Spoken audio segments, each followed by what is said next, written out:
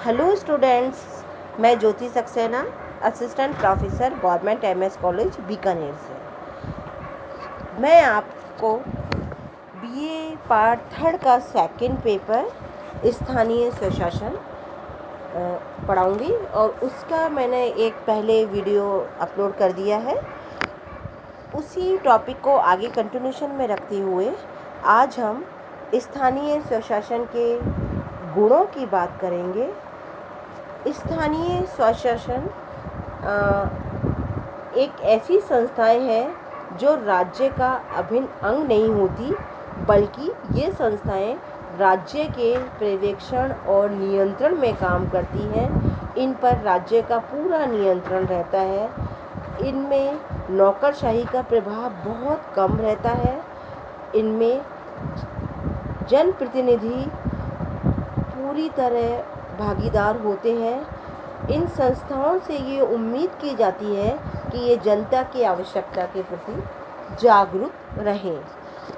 स्थानीय स्वशासन नागरिकों में सामान्य समस्याओं में सामान्य रुचि, उनमें कुशलता और ईमानदारी से उन मामलों की देखरेख करने की एक कर्तव्य की भावना को विकसित करती है। स्थानीय स्वशासन दूसरों के साथ दूसरों के लिए काम करना ही नहीं सिखाता, बल्कि ये खुद का शासन है। ये उत्तरदायित्व की भावना को विकसित करता है और अपने लिए ही काम करना सिखाता है। क्षेत्रीय और स्थानीय मामलों में रुचि लेते लेते कई बार नागरिक राज्य और देश के मामलों में भी रुचि लेने लग जाते हैं। स्थानीय स्वशासन एक वो कड़ी है जिसके द्वारा हम राष्ट्र और मानवता की ओर अग्रसर होते हैं। स्थानीय शासन नागरिकों में स्वतंत्रता, नागरिकता की भावना और सह शासन की भावना का विकास करती है। स्थानीय स्वशासन प्रजातंत्र की एक ऐसी पाठशाला है जो व्यक्ति में स्वतंत्रता, संयम और सहयोग के गुणों को विकसित करती है। क्षेत्रीय और स्थानीय मामलों में जब नागरिक अपनी समस्याओं को देखते हैं तो वो बहुत कम खर्च में अपनी समस्याओं का समाधान करने का प्रयास भी करते हैं। स्थानीय स्वशासन के कुछ दोष भी हैं। स्थानीय स्वशासन में शासन संबंधी उत्तरदायित्वों का विभाजन, अधिकारियों की संख्या में वृद्धि और कई बार खर्चों में वृद्धि होती चली जाती है। स्थानीय स्वशासन संकुचित भावना को जन्म देता है। स्थानीय लोग कई बार निंदा करने की भावना से कई बार देश की बुराइयां भी प्रारंभ कर देते हैं। केंद्रीय सरकार का समस्याओं के प्रति इतना अधिक ज्ञान नहीं होता जितना स्थानीय लोगों का अपनी स्थानीय समस्याओं के प्रति होता है। और जब वो स्थानीय समस्याओं का स्थानीय व्यक्ति समाधान करते हैं तो कई बार उनमें देखा देखी या होड़ा होड़ी वाली प्रवृत्ति का भी जन्म होता है। स्थानीय शासन में भी चुनाव होता है और उसमें दलबंदी, स्वार्थ साधना, पक्षपात और बहुमत का शासन जैसे चुनाव के दोष आ जाते हैं। कई बार ऐसा होता है स्थानीय स्वशासन में जनप्रतिनिधि अपने अपने क्षेत्र का हित साधन नहीं करके अपने खुद के स्वार्थों की पूर्ति में लग जाते हैं। स्थानीय शासन की प्रकृति के बारे में हम ये कह सकते हैं कि इन संस्थाओं का संवैधानिक आधार होता है। भारत में 73वें और संविधान संशोधन के माध्यम से इन्हें संवैधानिक आधार मिला है। इन संस्थाओं का स्वरूप कानूनी होता है।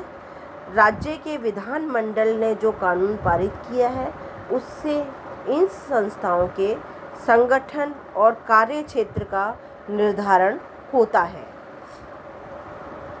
ग्रामीण स्थानीय स्वशासन के लिए 73वें संविधान संशोधन में 11वीं अनुसूची जोड़ी गई है और शहरी स्वशासन के लिए 74वें संविधान संशोधन में 12वीं अनुसूची जोड़ी गई है।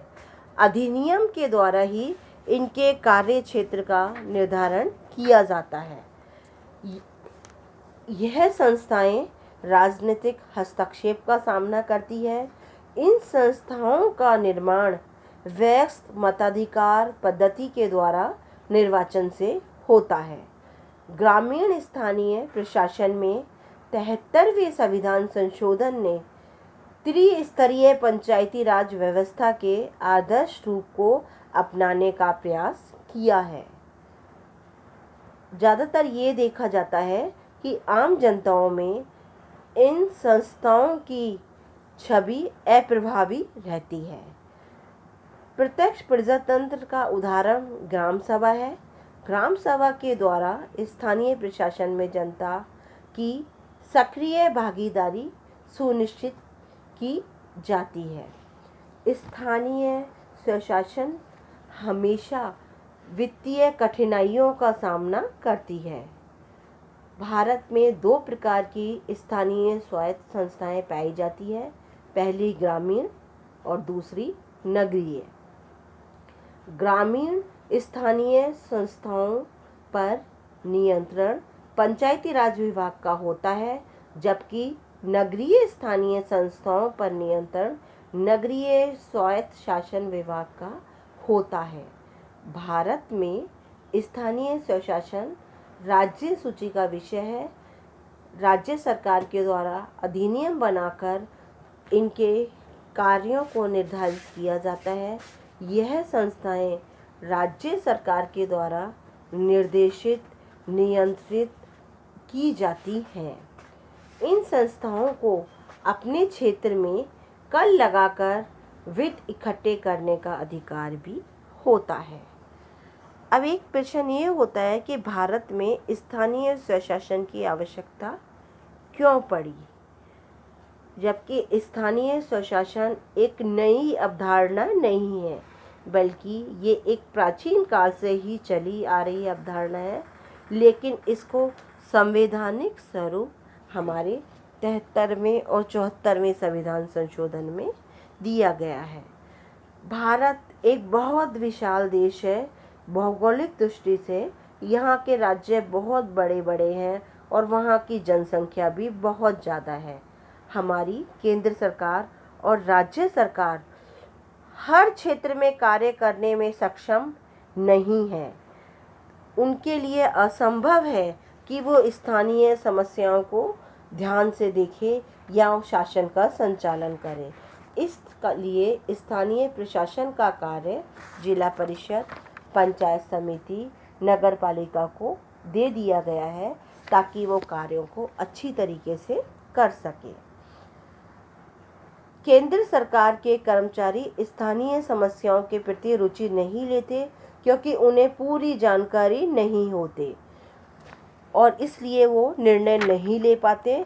स्थानीय संस्थाओं को स्थानीय समस्याओं की अच्छी जानकारी होती है और वो वहाँ के नागरिकों का चहुमुखी विकास करने में सक्षम होती है।